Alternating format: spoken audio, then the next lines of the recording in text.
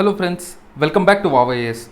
Welcome to this lecture series on Vision Economy PT365, where we are going to discuss the fifth topic in this lecture. And the fifth topic is labor and employment. This is part 9 of the lecture series. Hope you have seen the other 8 parts, but if you haven't seen, I'll leave the link of the playlist in the description. Now let's begin with this fifth topic.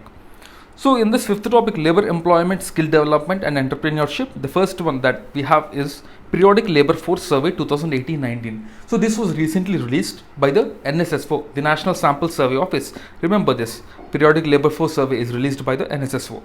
So this Periodic Labor Force Survey was launched in 2017. It is mainly to estimate the employment conditions in the country, to understand how many people are eligible for employment in the form of the labor force participation rate, how many employed people in the form of worker participation rate, and the number of unemployed people. So all these things will be calculated by the periodic labor force survey. So in this we have various terms. The first one is the labor force participation rate. So labor force participation rate, as the name suggests, the percentage of people who are available for work, either who are working or just available for work in the age group of 16 to 64 years, इसको हम बोलते हैं labor force participation rate. Next one, what you have is the worker participation rate, which is nothing but number of employed people. इसको बोलते हैं worker participation rate, and unemployed is the number of unemployed people, right? So next one, what we have is the time use survey by NSSO. This time use survey, if you see, the National Statistical Office, it has released the India's first time use survey, and the main objective of this time use survey is nothing but to measure the participation of men, women and other groups in the paid and unpaid activities, like individually how many are participating in which type of work. All these things will be measured, the time use survey. Okay, these people, how they are utilizing their time is one thing what this will measure. So now we will see the trends of the unemployment rate, labor force participation rate, etc. So here in this table all these trends are given. If you see the unemployment rate comparing from 2017-18 to 18-19, so the recent one which is released is for the year 2018-19. यहाँ पे it is given. It comes with a lag because all the calculations has to be done and all the estimations has to be done, so it comes with a lag of about 1 year. If you see 2018-19, the unemployment rate decreased. So it shows that the unemployment rate decreased and the labor force participation rate has in fact increased. So in 2017-18 it is 36.9, in 2018-19 it was 37.5. This shows a peculiar thing. That means the worker population of India is increasing year on year. The number of people who are seeking for work are increasing every year. Okay, this is the potential of the good demography that we have. We have a good, so a lot of experts are saying that we are not utilizing our demography, that we have the advantage what we have. So that is the reason the government is trying to promote the manufacturing activities in order to utilize the demography, so that we will have this demographic dividend. So next one is the worker population ratio. If you see this has also increased from 34.7 in 2017-18 to 35.3 in 2018-19. Next one, what you have is the urban unemployment. So this urban unemployment decreased very slightly, 7.8 to 7.7. The rural unemployment, this has also decreased from 5.3 to 5. Next one, the female participation rate, this actually increased from 17.5 to 18.6. This is a very good thing because the contribution of females in employment is actually very less. This has to increase further as well. Okay, right, moving on to the next one.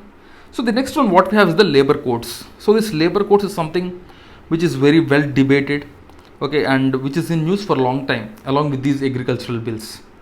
So this labor codes, if you see, these are nothing but the main intention of this labor codes is nothing but codification of all the existing labor laws and making some changes, modernizing them. Okay, currently we have earlier we used to have a lot of all these codes, or you can say all these different laws related to the industries. We used to have approximately 30-35 laws.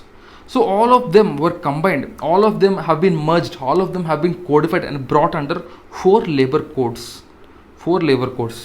And in 2019, the code on wages was passed by the parliament in 2019 itself, but it's not implemented yet. Okay, but remember, code on wages was passed earlier in 2019 itself, and in 2020 recently 3 other codes were passed. What are those codes? Those are Occupational Safety, Health and Working Conditions 2020, the Code on Industrial Relations 2020, and the Code on Social Security 2020. So these three are the codes that were brought in. And what is their main aim? Their main aim is to simplify and modernize. Simplify the existing laws and modernize them. So that the government is actually currently focusing on the Atmanirbhar Bharat. And one of the main important thing for the Atmanirbhar Bharat is bringing more manufacturing companies to India. So for the manufacturing companies to come and set up more industries, the important thing is to liberalize the labor norms. Liberalize. This is what is the need of the companies, right? They want more liberal norms. If the norms are strict, then the companies don't have any incentive to come and invest. Because if you see, it is our need for the companies. If you see the companies, it is our need, not theirs. Because across the globe, we have a lot of competition. We have competition from Bangladesh. We have competition from countries like Vietnam and other Southeast Asian countries and African countries, South American countries. So we have a lot of competition. So to beat all this competition, we need to be a bit liberal in terms of all these type of laws and other things. Okay? Now we will see these codes and what are the important thing about these codes. So we have two types of employment conditions: organized sector and unorganized sector. The organized sector is already codified. All the laws are there. You have the Companies Act, under which the company have some rules. The company also places some rules for the employees. The employer places some rules to the employees, how they will be hired, how they will be removed, and how they will be paid. All the social security conditions are provided. So everything is there. Everything is codified for the organized. But when it comes to this unorganized sector, it is this sector that is facing the heat. The people who are working in the unorganized sector, they are facing a lot of challenges. They are facing challenges with respect to the low wages. They are facing challenges with respect to poor working conditions. They are facing other challenges. Okay. So, and also there is one more important challenge, the social security challenge. So all these challenges are existing. So in order to remove all of these things, in order to give some more protection to the employees also, these laws help. Okay? These laws not only help the employers, that is not only helping the companies, but also helping the people to bring these benefits, the social security benefits, to the unorganized people. Because if you see, these are the days where the gig platform workers are rising. What is the gig platform workers means? For example, the Swiggy delivery guy or the Amazon delivery person. So all these people, they come under the gig platforms. For example, Uber, Ola, all these people. So as these type of working conditions are increasing, as these type of people are increasing, it's very important for us in order to empower them with the proper suitable social security benefits, right? So that's why these laws will help them. So now we will see each and every law, each and every code, and what are their drawbacks and everything. We will see them. So the first one is the Code on Industrial Relations. This is one of the most important code, and it is the most controversial as well. This Code on Industrial Relations, it deals with the employment conditions. It deals with these employment conditions of the people. So under this, what are the major provisions? Actually, the first thing, it has subsumed a lot of laws. Actually, these three codes combinedly have subsumed 29 laws. 29 laws were subsumed. So imagine how much regulatory issues the companies used to face to set up. So they only don't know how many laws they have to follow. The companies only don't know properly. And if they don't follow, again, after that, a regulator will come and these companies has to face a lot of fines and other things. So all of these challenges were there, and that is one of the reasons why India was not chosen as a preferred destination for more investments. So if you see this Code on Industrial Relations, it has combined these three laws. Now the major provisions of the code, if you see the major provisions. So first, what is given is the worker definition. What is a worker? Who is a worker? All this is defined, and the worker is defined as someone who earns a minimum of 18,000 rupees wages, greater than 18,000 rupees or more, and who is not in a managerial position. So all the managerial positions, they are not considered as workers. Okay, these laws don't apply to them. They are not considered as workers. And also, industries with 300 workers or more must prepare standing orders relating to classification of workers, manner of informing workers about working hours and everything, employee termination, and also grievance redressal mechanism. That means if they have any issue, how it will be solved. So all these are the major things that an industry has to show if they are employing more than 300 people. And also prior permission for the closure, layoff and retrenchment. This is required for establishment with minimum of 300 workers. This is one of the major controversial thing. Earlier this prior permission from the government, from this employment office, is required if there is any closure, employment and retrenchment of the workers with minimum of 100 workers. For every company with minimum of 100 workers should be doing that. They need to take permission if they want to close or remove any worker. But now this is increased, this threshold is increased to 300 workers. And also this code empowered the states to notify. This code empowered the states to notify and increase this threshold as well. So they can increase this as well, the states, with some notification. Right? And also negotiation with regarding to negotiation union and council, that is with regard to these trade unions. There are certain rules that were brought in. Right? Just go through it once. And another important thing what we have to understand is the tribunals are set up for settlement of disputes between the employer and the employees. The tribunals will be there. If any employee is removed, then in order to ensure that he get justice, a tribunal will be there, and this tribunal will take a decision. Okay, so all of these things are codified and some rules were brought in like this. So these are the important things that we need to understand here. Right, now we'll see the next one. So the next one is the Code on Social Security. So this Code on Social Security aims to provide social security to the gig workers, unorganized, not unemployed, unorganized gig and platform workers. So providing benefits to these people is the major aim of this Code on Social Security, and it has replaced 9 laws like the Employee Provident Fund Act of 1952, the Maternity Benefit Act of 1961, and Unorganized Workers Social Security Act of 2008. So all of these things are taken care of. And the important thing is that according to this Social Security Code, all the major platforms like Amazon, Swiggy and all these platforms, yearly they have to contribute for the social security of their workers. That is what is mentioned in this Code on Social Security.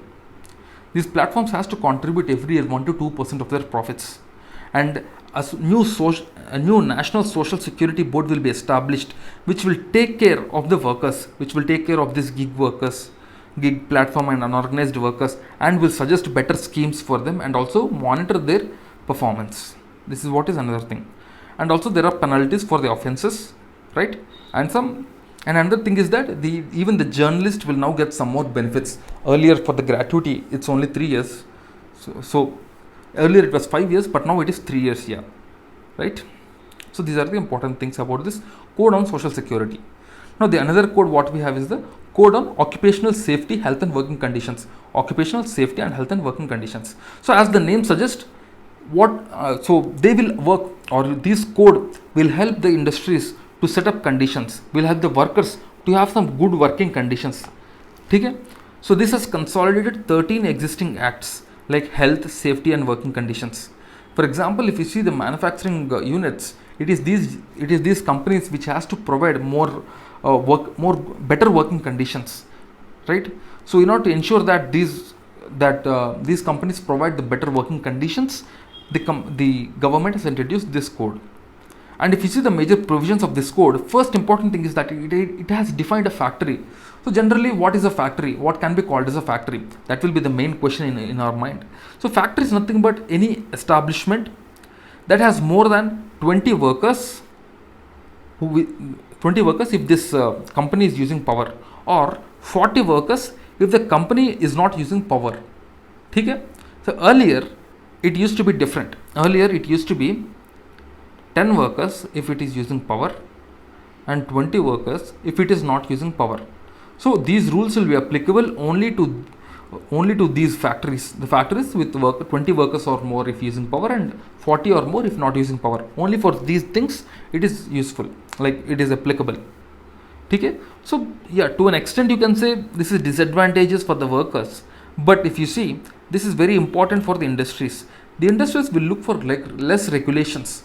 Only if less regulations are there, only if more profitability or more good conditions for their working system is there, with less of these regulatory things from the regulators, only then the industries will come and establish industries. If you see earlier, before 1991, we had this license Raj. The economy was not opened up, and we faced a lot of issues with respect to setting up of private industries. The government has to give certain permits, the government has to give licenses and everything. Because of this, what is happening? We are empowering bureaucracy, and the bureaucratic hurdles is something that is affecting the industries, right? Next one, what is mentioned is the work hours and employment conditions, and the maximum work hours here is defined as 8 hours per day. And also, now women can be employed in any field, even if it is hazardous. The only thing is that they have to provide adequate safeguards. So along with adequate safeguards, women can be employed anywhere, right?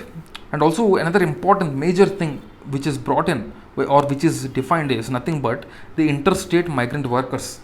We have seen during the COVID-19 pandemic how these interstate migrants are affecting or will impact the whole country as a whole. These interstate migrant workers, they're very important for the cities. Why they're important for the major cities is nothing is you can see in this diagram. These interstate workers actually they work at low wages. So as they work at low wages, this will help industries. So that the industries become competitive both in domestic as well as the international markets. So if there are less interstate workers or if there are less migrant workers, what will happen? These wages will rise. When the wages rise, the industries will not become competitive. So when the industries will not become competitive, then even the exports, majorly the exports will get damaged, right? So the interstate workers are very crucial for the economy. They are very crucial to ensure that the wages are very low. When the wages are low, the industry will become more competitive. So industry becoming more competitive. So if you see the definition of a migrant worker is someone who moves from one state to another in search of employment, and the maximum wage of this migrant worker has to be 18,000 per month. Only then he will be considered as a migrant worker. Otherwise, he will be considered as a regular worker, right? So there are benefits for these interstate migrants. They can avail these public distribution system benefits in either state. So for this only, now we are launching this One Nation One Card.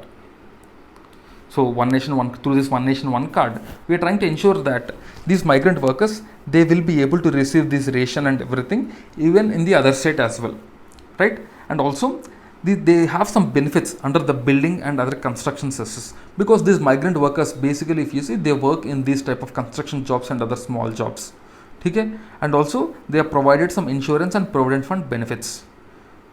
Okay, so these are the major important things. The other things are just mentioned here. You can just pause and go through them. If you have any doubts, if you have any queries, you can just ask in the comment box. We'll be very happy to help you. Okay, right. So these are our initiatives. So just a small thing. So we have launched Vision Prelims Test Series Summary, Vision PT365 Summary, and Vision Monthly Magazine summaries as well. You can go to our Telegram channel where we have details of all of these things about all of our initiatives. Our main aim is simple: to make things easy for you, to make the preparation very easy for you. So even if you see the content which we are using in this PPT is nothing but this Vision PT365 summary what we have provided. Okay? So this summary, what you can do is you can just check it from our Telegram channel, and if you like it, then you can subscribe it, right? Now let's move on to the next topic. Next topic is nothing but the draft code on wages with regarding to the rules. So as I told already, so in 2019 the draft code on wages was passed by the parliament, but now a draft on rules was released in 2020. So that's why this was in news. So this draft code on wages, if you see, in 2019 it has subsumed 4 important wages: the Payment of Wages Act 1936, the Minimum Wages Act of 1948, the Bonus Act of 1965, and Equal Remuneration Act of 1976. All these were done, and the minimum wages, if you see, the main aim is to ensure some dignity to the workers. This is mainly to empower the workers. Otherwise, the employer can exploit these employers. Mainly in the contract workers, we will see this. Okay? So this is the main aim, and there are other draft rules which you can see here. It is very unlikely that a question will be coming from these draft rules, because these are still draft. The question generally will come only from the final rules or something, but based on draft rules, generally the question will not come. Okay? So but as this is mentioned in the PT365, we have given here, you can just pause and go through it once. Right? Next one is the fixed term employment. So recently the Ministry of Labour and Employment, it has notified a model standing order 2020 for the manufacturing, mining and service sectors. And here what they have done is they have removed the word casual labor from the list. Generally this Ministry of Labour and Employment, they actually will release a list. They will define each and every worker, who is a permanent worker, who is a temporary worker, what is apprentice, probationers, badilis and fixed term employment. All of these things will be defined clearly by the Ministry of Labour. So from this from this list, this casual work was removed. Now we will see what are these terms. First one, who is a permanent employee? A permanent employee who is someone who is on the payroll of the company directly and is permanent for that company. Next one is the temporary worker. So temporary worker, if you see, is nothing but he works for temporary basis. He works on the temporary basis. That means for a period of 3 months or 6 months, something like that. Okay? But if you see, for the temporary worker, it's not mentioned clearly while joining only till when this worker will be working. So he can be removed anytime in between. And the apprentice people, if you see, they just come for training. Okay? They come for training and they will learn while working. Okay, and they will also be paid a minimum amount. Next one is the probationers.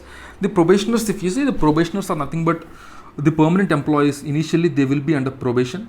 Even tomorrow when you join IAS or IPS, initially the first 1-2 years you will be under probation, where you will have limited rights, or you can say that you can be removed very easily if you commit any mistake. Right? Next one, badilis. Badilis, if you see, these are nothing but, let's say a permanent employee is on a leave. Let's say a permanent woman employee is on a maternity leave for about 6 months. Then in place of this permanent employee, another worker will come and work, who is nothing but badli. Okay? This is what badli means. So these rules, everything, all these are valid for a company with more than 300 workers. Okay? Especially for the manufacturing and mining sector, it is applicable for more than 300 workers. Okay? So all these things are about things like what is a fixed term employment, it is given here. So this is the same thing what we have discussed. So here you can see the clear difference between fixed term employee, permanent employee and contract labor is given. So fixed term employee, if you see, there is a written contract. So yeah, this one we haven't discussed, fixed term employee. So generally some people will be recruited on a fixed term employee basis. That means he will be like a company employee for a specific term. For example, an employee can be recruited for up to 1 year as a fixed term employee. So for this 1 year, for this whole 1 year, he will be treated as the employee of the company only, and he will be on the payroll of the company. Okay? That is the thing. But if you see contract labor, this contract labor generally they will not be on the company's payroll, and they will be hired by a contractor who will be in between the company and the employees. Okay? And the permanent employees are someone who has a written contract with the company. Okay? So the rest of the things we have discussed already, you can just pause and go through it once. Now let's move on to the next topic. So next one, there are some important schemes that were there. First one is the Skill Build Reignite and Skill Build Innovation Camp. So this is basically a partnership between Ministry of Skill Development and Entrepreneurship and IBM. So normally if anyone wants to set up a startup, he need lot of mentoring, because setting up a business is something very different. Someone might have a good idea, but he don't know how to set up a business properly and how to run a business effectively. Then he is going to face a lot of troubles. So in order to help these people who want to become entrepreneurs and set up some startups, in order to help these people, the government has introduced this. It's an initiative between the Ministry of Skill Development and IBM, where it will be a 10-week long program and 100 hours of structured learning, where these people will be, these entrepreneurs and everyone, they will be empowered, they will be given more knowledge, they will be given free online courses. Okay? And they will be also mentoring for these people. These people will be mentored by the IBM. Okay? So this is about the Skill Build Reignite and Skill Build Innovation Camp. Next one, the National Council of Vocational Education and Training. So the Ministry of Skill Development and NCVAT, They have unveiled guidelines for awarding assessment agencies to strengthen the skilling ecosystem, because skilling is something which is very important if we want to develop our domestic manufacturing. So for developing of domestic manufacturing, people need to be more skilled, people need to have those skills. That is the important thing.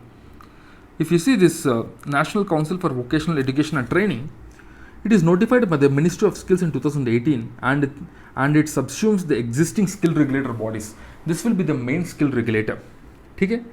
So this is about this NCVET. Now moving on to the next one. Next one, another important project that was launched is GOAL. The GOAL project, Going Online as Leaders.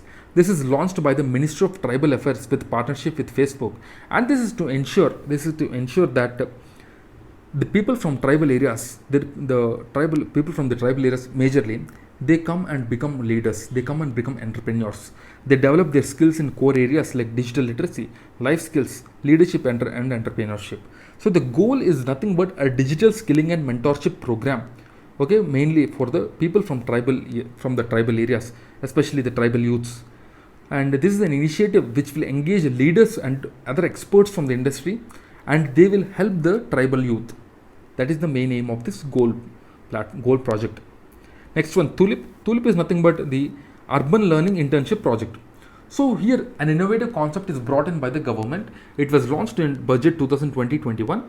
Under this, what the government suggested is there will be an internship program for the youth, for the engineers especially, with the urban local bodies and the smart cities, because it is these urban local bodies and smart cities that the new ideas are needed. And also this will help the youth to gain some skills, some working skills directly.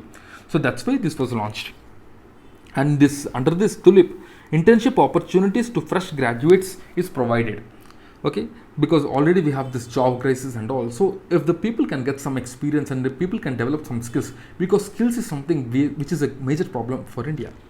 Okay, so this will have an integrated digital platform that allows the interns and the urban local bodies, that is the smart cities, to interact and engage under one roof. So these urban local bodies and people, they can directly interact. The students can directly apply to these urban local bodies, and based on some criteria which is set up by these urban local bodies, the people will get selected and they can work as an intern for some time. And through this working, they will gain more skills, and which will help them further in their careers. Okay? So that's it, friends, for this lecture. I'll see you again in the next part, where we will continue with this topic. Till then, keep studying and stay tuned. Jai Hind.